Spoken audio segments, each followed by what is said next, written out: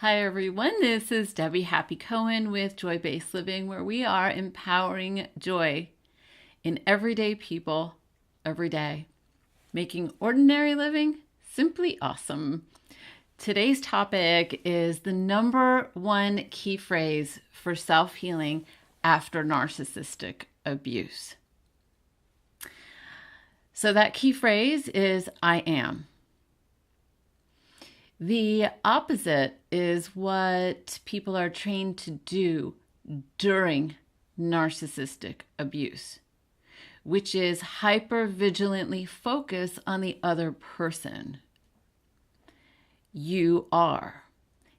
What do you need? What do you feel? What do you want? How do I adjust my behavior around you? What mood are you in? How do I behave based on your energy, your behavior? And that is a survival technique. But there was a study done of cats, baby kittens. This kind of study to me is horrible, but they did this where they somehow only showed the cats, the kittens, like horizontal lines, and not vertical lines. And then when they got older, they would show the cats vertical lines, and the cats couldn't see vertical lines. They could only see the horizontal lines, and so they would bump into things. And the kind of systemic conditioning that happens in a narcissistically abusive relationship, it happens under fear and under a sense of protecting your security and safety. Now, with the narcissist, if they're a pathological narcissist, what they're going to attack is they're going to attack your core identity. So rather than just saying, oh, you made a spelling mistake, they'll say, you're stupid. Or rather than saying, oh, I thought you studied this in school, they'll say, well, you're a psychologist. You should already know this. Don't you know this? They'll generalize things in a way that that if they're in a power position in your life, which is how pathological narcissists work, either in the workplace or in the home, they use that power position to condition you to see their needs as important and your needs as not just unimportant, but that if you put your needs first and you see yourself as capable, they will actually feel threatened. So you have to see yourself as incapable of taking care of yourself, but perfectly capable of taking care of them. Now, I wrote a blog post that was called Was Cinderella a Co-Narcissist? A co-narcissist is somebody who's been targeted by a narcissist. The only reason I like that term, even though I don't like that term, but the reason I like it is because it's a clean label. It's like, okay, there it is. That's somebody who's been targeted by a narcissist. If they're looking for healing, it's a label that once you understand the lingo, it's easy to find it and to find literature about it. So I did another blog post called Why I Love Co-Narcissists. Co-narcissists are some of the strongest, most resilient, most self-reliant people on the planet. The problem is that they're resilient to a fault, and they are self-reliant to a fault. So one of the hardest things for a co-narcissist to do is to ask for support.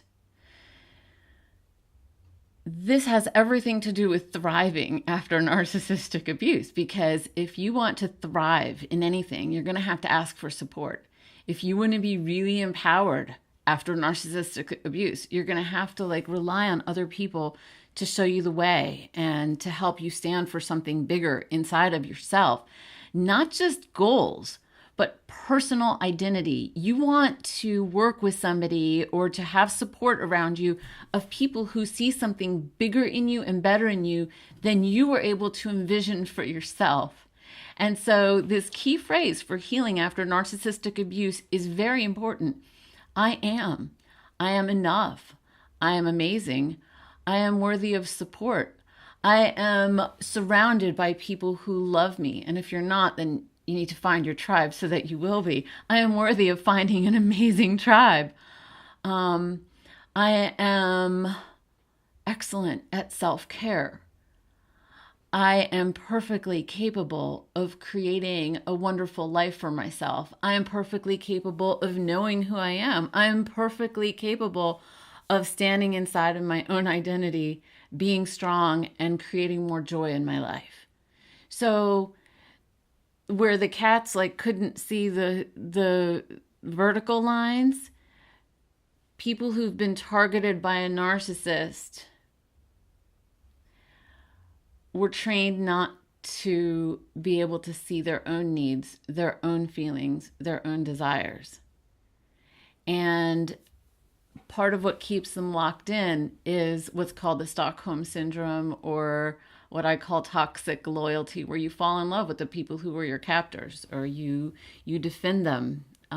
So that's a whole other topic. I'm not going to go into that right now. The key phrase here is I am. And for the next couple weeks on Patreon, I am offering a special offer for the I Am Formula for Success audios and a meditation for you, and for anybody who subscribes to contributing at my Patreon page, which is Joy-Based Living. So it's patreon.com/joy-based living.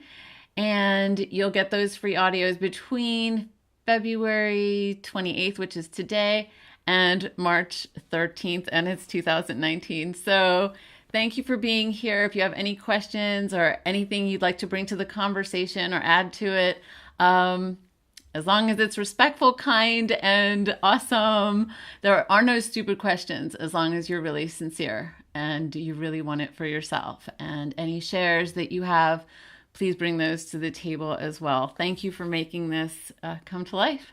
Bye, everyone.